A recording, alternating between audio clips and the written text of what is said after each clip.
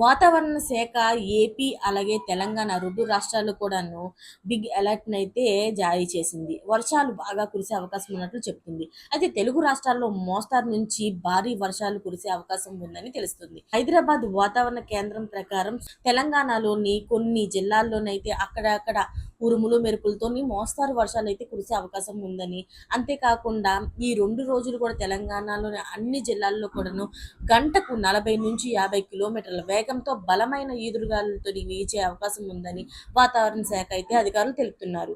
ఈ రోజు తెలంగాణలోని ఆదిలాబాద్, కొమరంభీం, మంచిర్యాల, నిర్మల్, నిజామాబాద్, జగిత్యాల, రాజన్న, సిరిసిల్ల మొదలైన జిల్లాల్లోని అక్కడక్కడ ఉరుములు, మెరుపులతో మెరుస్తూ వర్షాలు కురిసే అవకాశం ఉన్నట్లు తెలుస్తుంది.